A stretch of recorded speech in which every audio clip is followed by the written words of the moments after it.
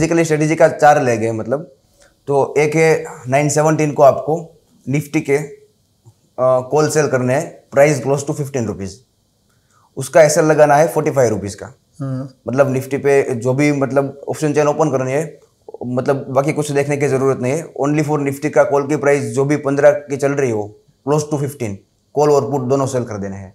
उसका एसएल आपको 45 रुपीज़ का रखना है। उसके बाद क्या लॉजिक क्या है, ये 15 का क्या लॉजिक है? 15 रुपीज़ वाले क्या है कि मान लीजिए कि अपन एटीएम सेल करेंगे तो उसमें मोमेंट आएगी तो सबसे ज़्यादा एडजस्ट करने की ज़रूरत रहेगी और एसएल आपका तुरंत आ जाएगा। तो इसमें हमने क्या किया है कि जो इसमें बैक टेस्टिंग किया है पूरा 5-6 साल का, और उसके बाद में अपन ने ए प्राइस मतलब जो डिसाइड की है कि भाई 15 रुपीज़ वाली ही सेल करनी है। पूरा बैक टेस्टिंग करके किया है। तो 15 क्यों, 10 क्यों नहीं, 12 क्यों नहीं, 20 क्यों नहीं? अगर मान लीजिए कि 20 करेंगे तो उसमें डेल्टा का इफेक्ट ज़्यादा आएगा। हाँ वो तो आएगा। अगर हम अपन 10 करेंगे तो उसमें थीटा कम मिलेगा। अच्छा यार, ये तो मतलब सीक्रेट डिस्क्लोज कर दिया आपने, गजब। ठीक है, तो इसलिए अपन ने क्लोज टू 15 रुपीज़ वाला है वो अपन सेल करेंगे। उसका 3 टाइम एसएल रखेंगे 45 रुपीज़ का।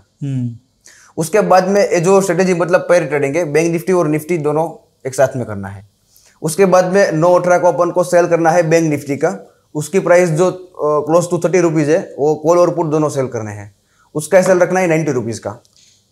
ये 17, 9, इसलिए रखा है कि 1 मिनट लगेगा ट्रेड हाँ, करने 1 मिनट लगेगा और बैक टेस्टिंग भी किया है दोनों। अच्छा मेन बैक टेस्टिंग किया है कि भाई सबसे ज़्यादा प्रॉफिटेबिलिटी कहाँ है, उसके अकॉर्डिंग अपन ने सेट किया है। मैं बता देता हूँ, लोग पूछेंगे वो बैक टेस्टिंग रिजल्ट। हाँ, कोई दिक्कत नहीं। हमारा वीडियो के बाद बहुत कमेंट आने वाला है, जरा वो रिजल्ट शेयर करना हमारे साथ। कोई दिक्कत नहीं, वो खुद भी कोई भी बंदा खुद भी कहीं पे भी देख सकता है इसमें। अच्छा ठीक है, उसमें कोई बड़ी बात नहीं है। उसके बाद में अपन को लेग 3 है और लेग 9-19 को लेग 3 एग्जीक्यूट करना है। अच्छा, बैंक निफ्टी का। उसमें क्या करना है कि आपको 40 रुपीज़ वाले कॉल और 40 रुपीज़ वाले पुट सेल करने हैं। 40 रुपीज़ वाले कॉल पुट सेल करके इसमें आपका 9 पॉइंट का एसएल रखना है। अच्छा, और उसके बाद में मान लीजिए कि आपने 40 रुपीज़ पे कॉल और पुट दोनों सेल कर दिए और दोनों में से कोई भी एक 49 रुपीज़ हो गए, तो उसमें 49 पे सिंगल एक लेग आपको हटा देना है। 49 रुपीज़ पे आपका नेकेड पुट खड़ा रहेगा। और दूसरी बात कि मान लीजिए कि वो फिर से 40 पे आएगा कॉल, तो फिर से आपको एक बार सेल करना है और एक ही बार आपको री एंट्री करनी है इसके अंदर। 40 रुपये वाले कॉल और पुट दोनों सेल करने हैं। उसके बाद में 9 पॉइंट का एसएल रखना है, 49 का एसएल रखना है। उसके बाद में मान लीजिए कि सिंगल साइड एसएल एग्जीक्यूट हो गया, हिट हो गया, तो उसके बाद में आपको जो पुट है वो नेकेड खड़ा रखना है। और उसके बाद में मान लीजिए कि फिर से कॉल है वो 40 पे आ गया, तो उसको फिर से उसमें एक 1 टाइम री एंट्री करनी है। और मान लीजिए कि 40 पे आके फिर से 49 पे आ गया, तो इस लेग को स्क्वायर ऑफ कर देना है। और जो सपोज कॉल में वापस चला गया, 49 चला गया, तो हाँ, तो वहाँ पर हटा देना, निकाल देना है। फिर वापस 40 पे नहीं इंटर करना है? नहीं, एक ही बार री एंट्री करनी है मतलब। ठीक है। सेम है निफ्टी के अंदर सेम 20 रुपीज़ वाले कॉल A925 को एग्जीक्यूट करनी है। निफ्टी के अंदर 20 रुपीज़ वाले कॉल, 20 रुपीज़ वाले पुट ए सेल करना है। उसके बाद में उसका सेम 5 पॉइंट का सेल देना है, 25 का सेल देना है। उसके बाद में अगर मान लीजिए कि फिर से 20 पे आता है, तो फिर से एक सिंगल टाइम री एंट्री करनी है। ओके, तो ये सेम ही स्ट्रैटेजी, एक ही स्ट्रैटेजी है जिसमें 4 लेग है? हाँ, एक ही स्ट्रैटेजी है, उसमें 4 लेग डिफरेंट टाइम पे एग्जीक्यूट करने हैं। 9-17, 9-18, 9-19 और 9-25 को। ओके। इसके अंदर होगा क्या, मान लीजिए कि मार्केट साइडवेज रहेगा तो आपको चारों लेग पैसा देंगे।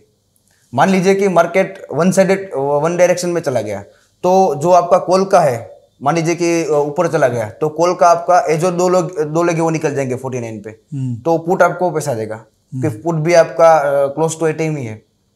और उसके बाद में मान लीजिए कि मार्केट मतलब मान लीजिए कि ऊपर गया, उसके बाद में नीचे आया, तो फिर क्या होगा कि उस दिन आपका लॉस हो सकता है, बाकी आपका लॉस जाने का चांसेस बहुत कम है। तो अगर पूरा दिन ऐसे किया तो नुकसान होगा? हाँ, तो नुकसान होगा। और नुकसान भी इतना होगा कि मान लीजिए कि तकरीबन सिंगल लॉट पे आपका 700-800 रुपये का नुकसान होगा, उससे ज़्यादा नहीं होगा। 700-800 रुपया एब्सोल्यूट टर्म्स में? एब्सोल्यूट।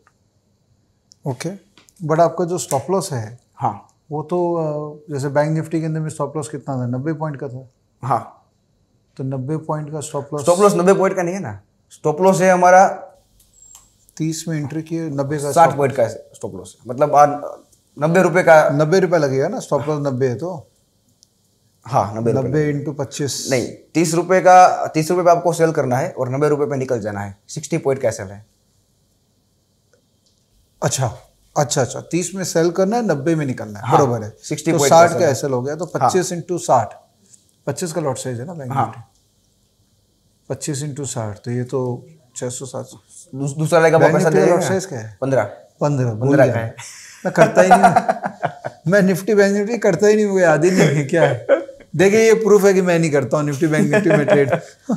15 का लॉट साइज है इंटू 60। हाँ, तो ये तो ज्यादा हो गया आपका। या पुट साइड में आपका पैसा मिलेगा, और मान लीजिए कि जो दूसरा आपका वन साइड स्ट्रेटेजी है वहां पर पैसा मिलेगा आपको। अगर इसका ऐसा लगेगा, इसका ऐसा कब लगेगा कि जब वन डायरेक्शन मूवमेंट आएगी तब लगेगा।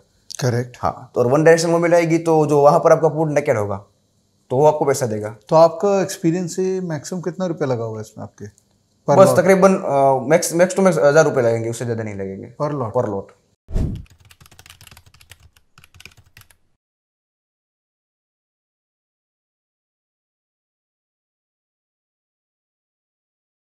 Investments in the securities market are subject to market risks.